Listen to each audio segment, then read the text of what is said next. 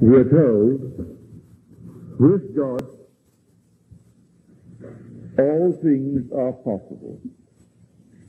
I think anyone who believes in God would say yes to that. But then we are told that God is spirit, and that the Spirit of God dwells in us.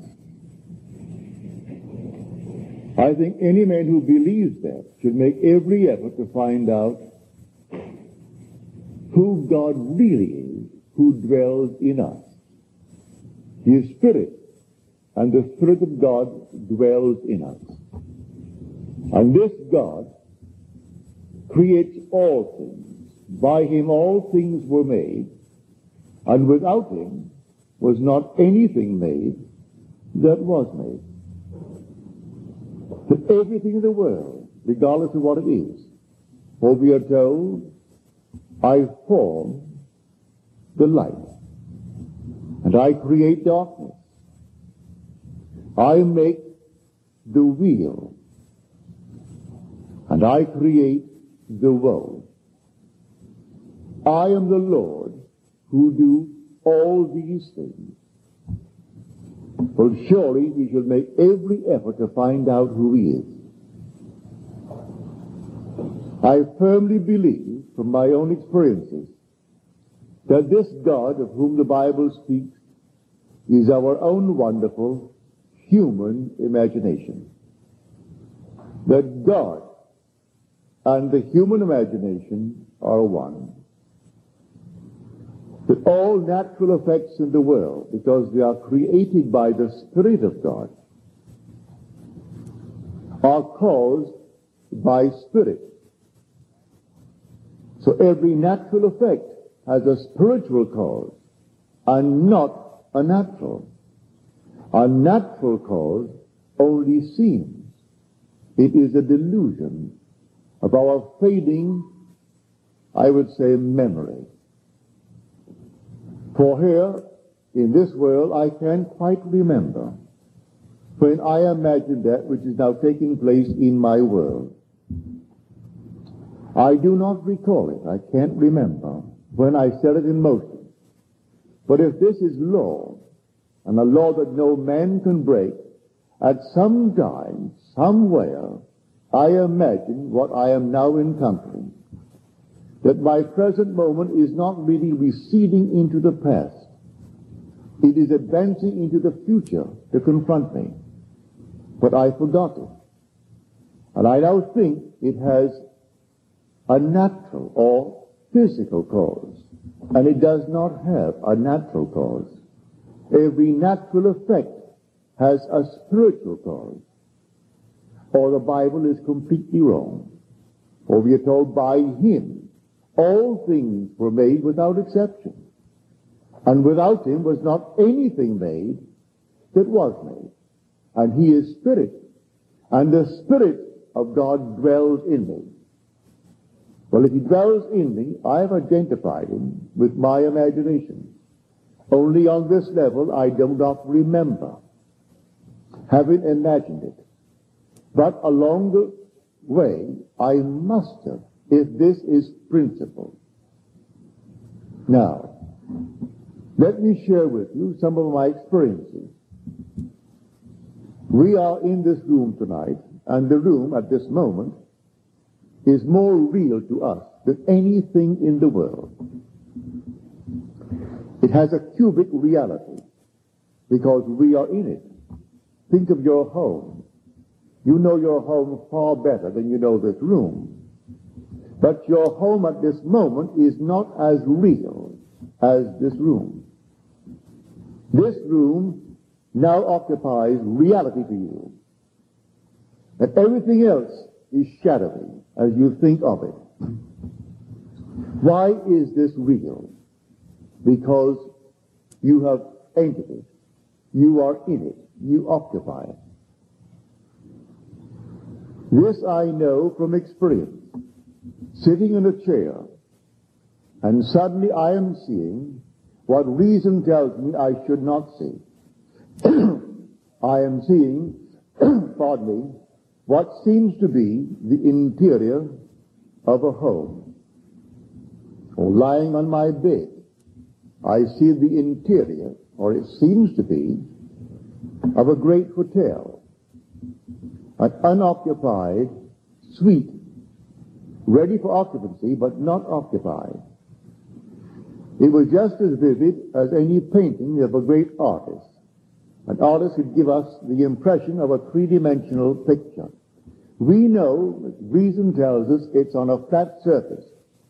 It's simply depicting three dimensions, but it is all on a flat surface. Well, while seated in the chair, or lying on my bed, my consciousness followed vision. And I entered that room. I actually occupied it. I came back to where I was seated on one occasion, to where I was lying on my bed on another. And then I went back. And again, it took on a cubic reality. I came back knowing exactly what I am doing. I knowing this whole thing makes no sense whatsoever to the rational mind. But I could not deny what I am experiencing. Here I have the evidence. No one to share it with, but I have the evidence. I came back and I went back into the picture. And the moment I entered the picture, it took on cubic reality. And after doing it maybe a dozen or more times, I said to myself, I'm going to explore. This time I'm going to go right into it and remain there. And explore, which I did. So I stepped into the picture, and as it closed around me, from my bed it seemed to be 30 by 20. But when I stepped into it, determined this time to keep going, regardless of consequences. It closed around me a third of what it seemed to be as I looked at it from the bed. So 30 by 20 became 10 by 7. I found it to be a dressing room. A dressing room with a huge, wonderful suite ready for occupancy.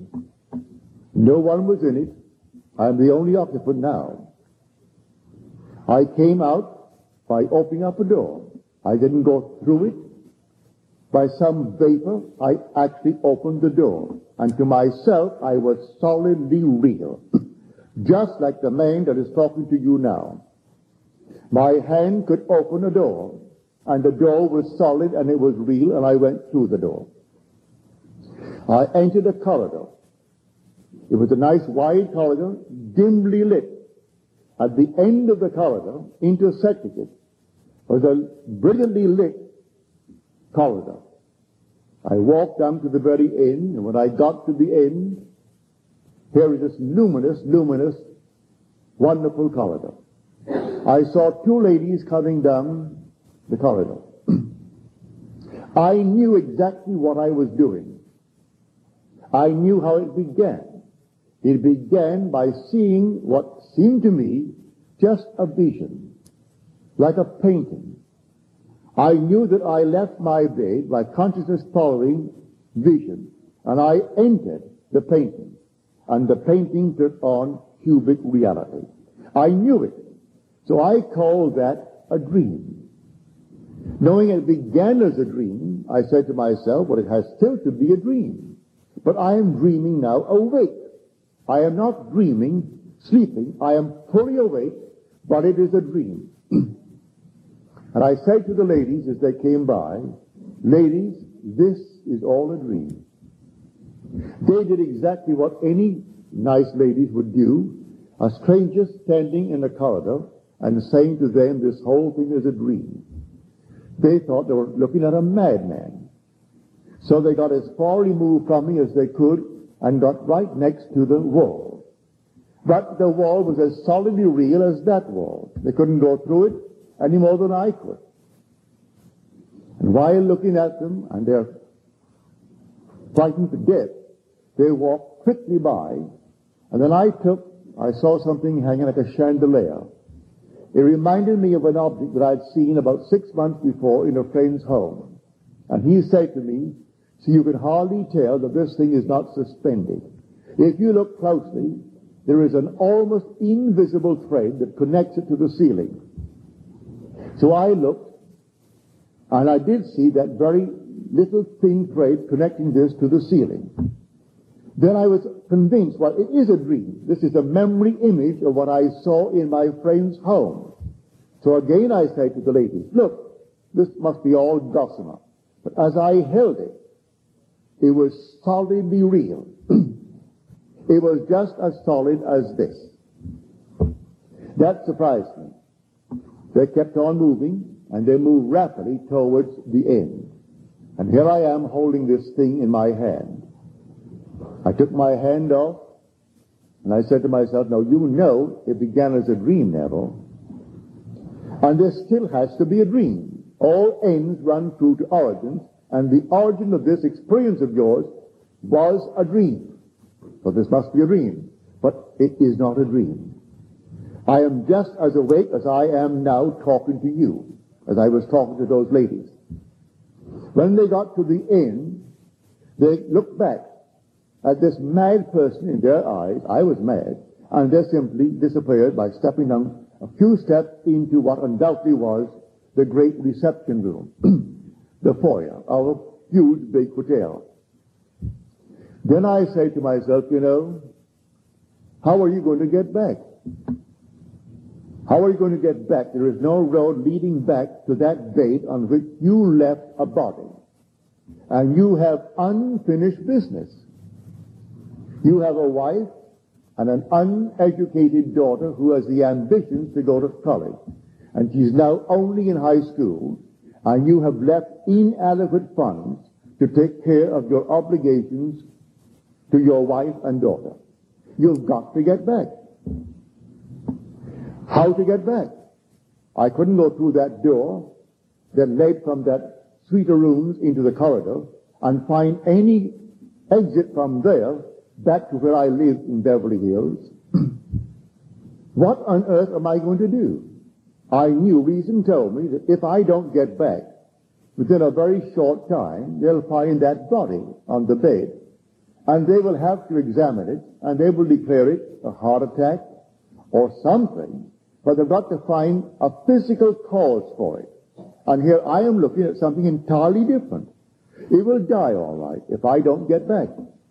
And I must get back. Then I remembered a similar experience that happened years before, where feeling brought me back. Feeling awoke me in a dream. I found myself on a beach. It wasn't Barbados. It was more like the Pacific Islands. I haven't been there, but I've been born in the tropics, so I know exactly what they must look like. But it was not the West Indies. It was the East Indies. And here I know I am dreaming. And I thought to myself, I wonder if I held a physical object and forced myself to awake, if I would awake. Well, I tried it. I held on to a pile driven into the ocean, into the beach, a solid mass of cement. As I held it, I said, I'm not going to let go. I'm going to awake right here. So I held it. And as I held it, I said, come on, awake. You know you're dreaming. And I felt myself come to, as a person comes to when they're waking in the morning. And I woke.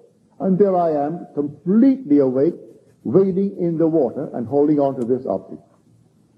Then I went towards the beach, and a strange, peculiar animal approached me, and it scared me. I got back through fright, but I awoke in that water through feeling. Now, I'm not afraid of what I'm doing. My only concern is to get back and take care of my obligations to life, which is my wife and my daughter. Now, how to get back? I'm not afraid. I can't frighten myself because I am not afraid. But I thought feeling would do it. So I closed my eyes and I imagined that my head was on a pillow and that I could feel the pillow. And then for a little while, then I opened my eyes. I'm still standing in the corridor. I tried it again. And then by the third time, as I tried it, I could feel something under my head. And then I allowed it to remain, and suddenly I could feel it. I tried to open my eyes, and I couldn't this time. And instead of feeling that I am standing perpendicular, I feel I am standing in lying horizontally. So I felt, well, I must be back now. But I couldn't move my body. The body was cataleptic and frozen like this. Then in about, maybe 20 seconds or so, I could move this little finger. I couldn't open my eyes. In a little while, I could move it from the elbow down. And then with tremendous effort, I could move it. And I pushed it out, and I could feel the warm body of my wife. Then I knew I was back. I hadn't yet been able to open the eye. Then with a tremendous effort, I could open the lid and saw the familiar objects in the room that I had left behind me. Then I knew what makes everything real in this world. The Spirit of God dwells in me, and He is my own wonderful human imagination. I walk into a thing that I can only see lying from my bed. Entering that state, it took on a cubic reality. God made this world real by entering. As we are told, He is not only in a translucent manner. We are told He is above all. He is also through all, and He is in all. If He is through all, He is omnipresent. If He is in all, He is immanent. That I'm told He dwells in me. He is in me. He is in you. He is in everyone. Am I now confined to this little place here at the podium? I am not. I proved that night. I have proved it a number of times since. I am not actually confined to where this body is. I dwell in it. And he who dwells in it is the Spirit of God, and the Spirit of God is my imagination. I have proven to my own satisfaction that my imagination can travel. I don't have to stand here and think of my home. I can stand here and penetrate my home, leaving the body here as I did on the bed. And penetrating my home, the home becomes a cubic reality, as it will tonight when I take this body home and enter my door. The house is a cubic reality. But must I wait until I get home tonight with this body to give it that? Can I not now, knowing who God is, that God is Spirit, He is now encased in this little garment of flesh, but He is Spirit, and I have discovered He is my own wonderful human imagination. So when man dies, he cannot die, only the garment that he wears can die. For that being that he really is all imagination. And as he enters, wherever he enters, it takes on cubic reality. That I have proven. The immortal you cannot die. It did not begin. So when you leave this world, because you are all imagination, the very moment that you depart, you are in some state, but you being there, you give it cubic reality. And the world is just as real as this world. It's terrestrial, just as this world is, and no one in this world can die. Everything dwells in your own wonderful human imagination. The purpose now is to awaken that being in you, so he is fully conscious at all times. Pardon me. That is the purpose of life. He who came down and took upon himself the weaknesses and the limitations of this garment and confined himself to it is destined to awaken while he is walking this earth.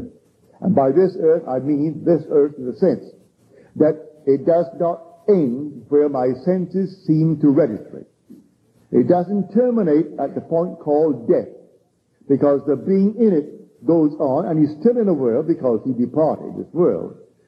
His entrance into that state gives it a cubic reality, just like this room now, because we're in it. Now, we come down to a practical use of this law. Because this is so, your dream now is shadowy. You would like to be other than what you are. I think everyone does in this world. It's a form of growing, and we grow and we outgrow. So you would like to be it. But to those who are not in their dream, it's shadowy, a mere possibility. But to those who enter into the dream, it seems the only substance. A man that is now poor and embarrassed because of his poverty, he can still dream, and dream of wealth, dream of security, but it's a shadowy state.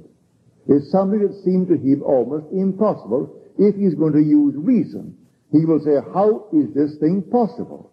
Because I have no background, either intellectually or financially or socially, to even hope to achieve that sort of thing. But if he knows who he really is, that the Spirit of God who creates all things dwells in him, and that he can detach that indwelling being from the body that he wears, and actually enter his dream, the dream will take on reality, and if he persists in it, it will objectify itself in this world. I know that from many problems that I've had. When I was told I could not do this, or I could not do that, having remembered the experiences that were all mystical, I applied them to practical things, and they work just as well in the practical state. I entered into my dream. It was a dream. When in the army, I couldn't get out. But I wanted to get out. Well, I wanted to get out honorably. I did not wish to be dishonorably discharged. I wanted to go through this world as a very honest, I would say, clean, wholesome American citizen. And not when I ask questions, were you ever in the army? And then they say, were you honorably discharged? I have to say, no, I was dishonorably discharged. I didn't want that on my record. And so I would not run away from the army. I wanted to get out of it. And get out of it before the end of the war, and to get out of it honorably. So I took the same lesson that I had learned, and I applied it today. So while in the army, I assumed that I am in my home in New York City, 2,000 miles away. I was in Camp Polk, Louisiana, and I had an apartment in New York City on Washington Square. And so going to bed physically in Camp Polk, I went to bed in my imagination in my home in New York City. Not there on furlough. Not there on some little escape, but there honorably discharged. Then I got off my imaginary bed, walked all through my apartment, and saw everything that I would see if I were there. It took on cubic reality. When I woke the next morning, I was still in Camp Polk, Louisiana. But that night, a strange thing happened to me. It was 4:15 in the morning. And here, a sheet came before my eyes, and on this sheet, a hand appeared from here down, holding a pen. And the pen wrote, that which I have done, do nothing. First of all, the voice said that, but the pen scratched out my disapproval, for I applied for discharge, and my colonel disapproved it. He said disallowed, and signed it Colonel Theodore Bilbo Jr. That was his name, which is on a record. You can look it up, for he was the one who disallowed my application for discharge. And he simply scratched it out. And over that it wrote in approved. This hand holding a pen. Then the voice said to me, that which I have done, do nothing. What did he do? He scratched out the colonel's disapproval, and he wrote in approved. And then I woke. 10 days later, I was honorably discharged by that same colonel. And he shook my hand as that I left my base. and said, I will see you after the war is over. I said, all right, Colonel, thank you very much. And that very night, I was on a train back to my place in New York City. That's how it works. I know from my own personal experience. I am sharing with you what I have experienced, both in the world of Caesar and in the world that is transcendent, something entirely different. So when I speak of being born from above, I am not theorizing. I am telling you exactly what happened to me. When I speak of meeting the Son of God who calls me Father, I am telling you exactly what happened to me. When I tell you I ascended into heaven like a fiery serpent, as told in Scripture, that's exactly what happened to me. When the dove descended upon my hand and then smothered me with love, kissing me all over my face, my head, my neck, I know exactly what happened because it happened to me. So I'm only sharing with you, not theory, not speculation, only what I know from my own experience. So tonight, the most impossible thing in the world, and who is not confronted with it? I am, an impossible thing. That I have to actually deny the evidence of my senses and apply my principles towards that event. I know it could not have happened, nothing happened by natural causes. Nothing in this world happens by a natural cause. It's all spiritual. And you may say, and the world will say, it happened because you did so and so over a period of time, and that is the cause of your present physical ailment. It isn't so at all. You admire someone intensely and try to duplicate their every act in this world. And you wish you were just like them. And they depart this world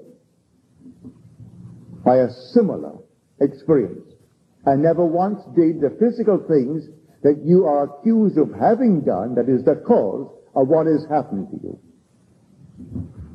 Never for one moment did it ever occur to her, the one she admired, to actually do for one moment what this one, suffering from the identical thing, is now suffering.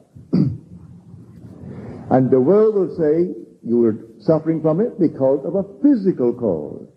Had you not done for 40 years what you have done, it could not happen. Yet her own loving mother that she worshipped beyond anyone in this world and tried so much to emulate, never once in her life smoked a cigarette, would take an occasional little drink, very sweet and very weak, and died of the very thing that she now is suffering from. And there's no one in this world she worshipped more than her mother. That imaginal act in the beginning of time. And the whole thing came forward, and now she's fulfilling completely her ideal to be just like her mother. And the world will tell me the thing that is happening to her is caused by a physical state, and it isn't so at all. I could duplicate that and multiply it by the unnumbered number if man only had a memory that could retain the imaginal acts of the past. Every natural effect has a spiritual cause and not a natural. A natural cause only seems. It is a delusion of the perishing vegetable memory. If man could only bear in mind that every simple little imaginal act sends a quiver through omniscience, and right through omnipotence, and right through immanence. So the whole thing is like a huge big computer. Your imaginal act instantly is added to the sum total of it all. And instantly the whole thing is changed. And the world is reflecting every imaginal act in this world of man and keeping it all perfectly recorded, so that there is no such thing as a natural cause. It is all a spiritual cause.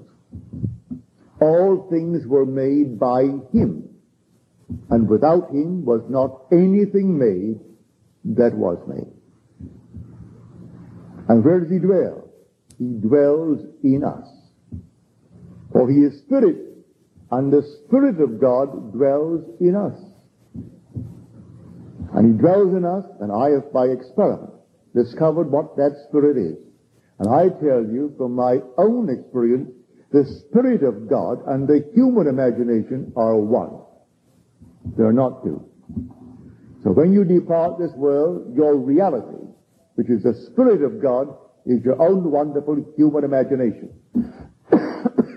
And that gives cubic reality to everything in this world if you enter it. Now the secret is to enter it. Can I enter the state of my wish fulfilled? These other states were simply experiments. Can I enter the state of the wish fulfilled? I have done it. On several occasions I have.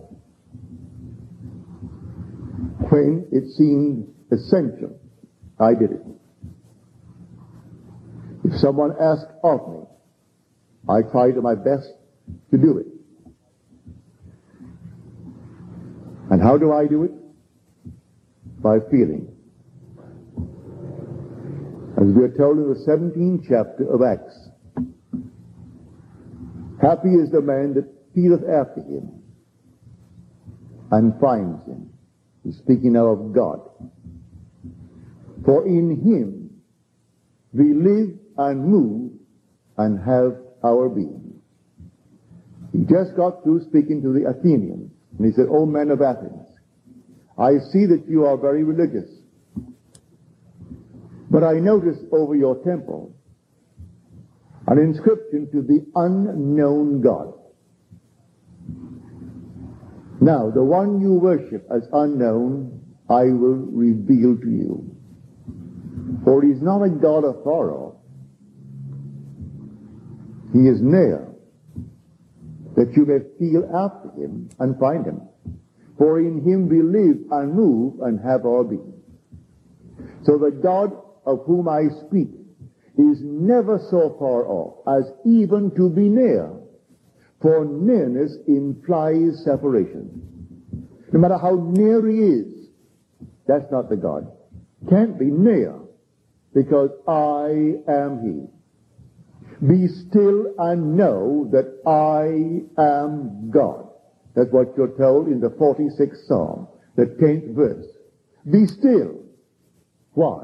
That you may know I am he. I am God. So the fundamental sin of Scripture is the lack of faith in I am he. As you're told, you will die in your sins. That is, you'll die missing the mark, unless you believe I am he. And before that the world was, I am. Before Abraham was, I am. But I am can't be near. That's the core of my being. I can say, I am a man, but that's something near. I have a hand, that's near. I am rich, that's near. I am poor, that's near. But before I can say anything, I must first establish the sense of being, and that is, I am. So I must first be before I can be anything in this world. And so the lack of faith in that reality is the fundamental sin. So here, I share with you what I've discovered. I have discovered that your own wonderful human imagination is one with the Spirit of God. And that you can enter any state in this world, and on entrance, it ceases to be a flat surface depicting reality. It is reality. Why? Because you are the reality who dwells in it. Wherever you are, things are real. If you are not in it, then they're not real. They go back to their flat surfaces. And all things exist in the human imagination. We are called upon to select that state in which we will dwell, the state that we will enter and make real in our world. And I do it I simply feeling. What would the feeling be like were it true? How would I feel were it true? And how would I see the world were it true? Then I feel myself into that state and try to give it all the tones of reality, all the sensory vividness that I can. If I can give it sensory vividness and tones of reality, even though I do not see it, it will work. But sometimes it becomes so vivid and so intense, you do see it. And the whole thing opens, your eye opens. And then the whole thing is real. And there you are in an entirely different world, the world of your dream. But because you entered it, it is real. But whether the eye opens or not, it will still work, I tell you. This is the law spoken of in Scripture. And because no creator in the world exists but God, He is the only one, He has to create good and evil. If there is good and evil, God does it. If there is darkness and light, God does it. He said, I kill and I make alive. I wound and I heal. And none can deliver out of my hands. We think a devil kills and God makes alive. That the devil wounds and God heals. It's God who kills and God who wounds and God who makes alive and God who heals. There's only God. Read it in the 32nd chapter of Deuteronomy. I, even I, am He, and there is no God beside me. I kill and I make alive. I wound and I heal, and none can deliver out of my hands. And that God spoken of in that chapter is seated here in everyone who is seated. And that one in you is the Spirit of God, and the Spirit of God is your own wonderful human imagination. So blame no one in this world for anything that befalls you. It's too late to share with you an experience of mine last Sunday morning, but I will on Friday. I asked for it. I woke at 1:30 and thinking of many things concerning my dear wife. I asked for some wonderful experience now and then fell asleep. And it came in the most glorious manner as I was waking at 6:15. Ran straight to my yellow pad and wrote the whole thing down. It was the most vivid experience in answer, because I wove myself into an experience. It had to take place. What experience it would, I left it to the depth of my own being to decide that. But give me some wonderful experience this night in answer to something. And then came the most glorious experience. And then I wrote the whole thing down. But it's too long to tell it tonight. I'll tell you on Friday if you're here. But whether you're here or not, I'll tell it on Friday. Now let us go into the silence.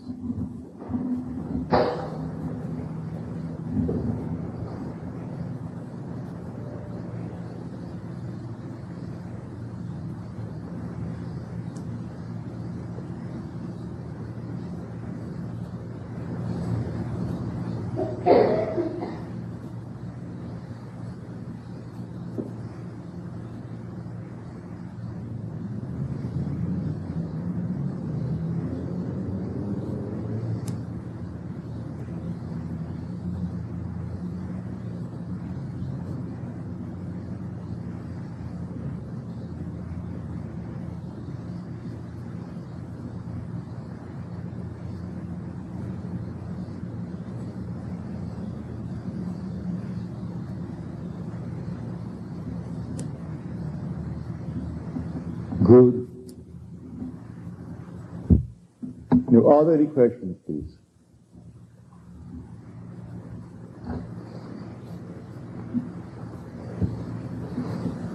What's the difference when you went into the reality factor with the body on the bed and what they call astral projection? What's the difference? Well, I have had out-of-the-body experiences, what the world would call astral projections, but they're not anything like this. I am convinced that the being that you really are is dreaming what you believe yourself to be.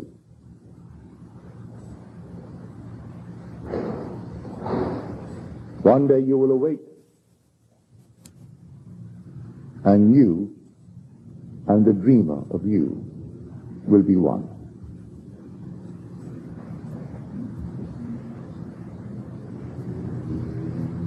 I have seen myself out of this body many times, but it's not that of which I speak today.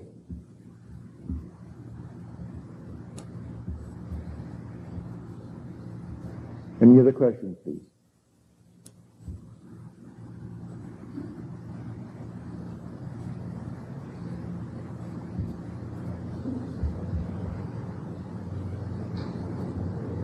Yes.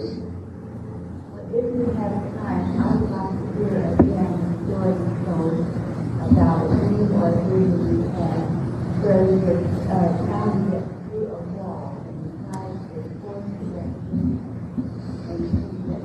Well, that was really an astral projection. I was living in my hotel room in New York City, and I felt this peculiar force in my head.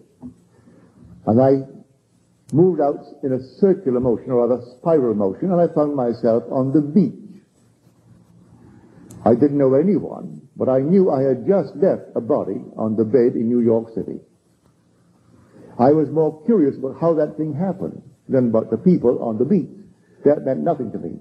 So I inwardly wished to return and duplicate it, but this time not to go to the beach, but to actually come down in the room and observe the body out of which I had just come. So I had no sooner wished it than I came back to the body. And I'm in the body, and I know I'm in the body. But now the same motion is taking place, the same intensity. But this time, as I whirled out in the spiral motion, I will myself to come back into that room, not go elsewhere. I want to see exactly how this thing works. So I came into the hotel room, and there's my body on the bed. The face is covered with a cloud. There are breaks in the cloud, and through the breaks in the cloud I can see my face, but only through breaks in the cloud. And here I'm looking at this thing, and I call it a thing because the reality is looking at it. That which I always believed to be my reality, myself, that I shaved in the morning, and I bathed in the morning, and I fed all through the day, that's only an envelope. I am the being looking at it. But I figured out, if I am now out, I'm spirit. Therefore, I could easily go through that wall. And so, I ran towards the wall and ran at it and bumped my head. Came back, I figured to myself, that's crazy. I'm spirit. There is the thing that should bump its head, not me. I ran again and I bumped my head again. I came back, and this time I said, now, there must be some way that it can be done because I am spirit. I imagined myself out of that room, and instantly I was where I imagined myself. The mere fact I saw the wall as a barrier, it was a barrier to me. And so trying to go through it, I was going against my own rational mind. And so I bumped it. But when I stood in the room, not going through any wall or any door, I simply imagined myself elsewhere, and I was elsewhere. So that's how I learned that lesson, with a good bump. Now that was an involuntary projection. I have had many voluntary ones. But I'm not talking of that. That's behind me now. That's like child's play. I'm speaking of God in us, who is called in Scripture Jesus Christ. For the divine body of God is your own wonderful human imagination, which is one with God, who is Jesus Christ. That's the Lord. And may I tell you, in the end, although all these bumps and these horrors of the world, in the end he is infinite love. He appears at first as power, destructive violence, but in the end it was love behind it all. Just sheer love. Nothing but love in the end, and that's God. Well, until the next time. We have a few left. We're closing in June. And here we are now, the 10th of May. And this time when I close, I have no plans for reopening. I'm not committing myself to this club or any other place after I close. I do not know what plans I have for the future. But I will be here. I'm under contract. And so I will be here until the last Friday in June. But I also have a contract in San Francisco for 2 weeks, the last 2 weeks of July. Beyond these two contracts, I have none, and I'm not going to commit myself, for I do not know what plans I will have beyond the fulfillment of these two contracts. Thank you. Good night.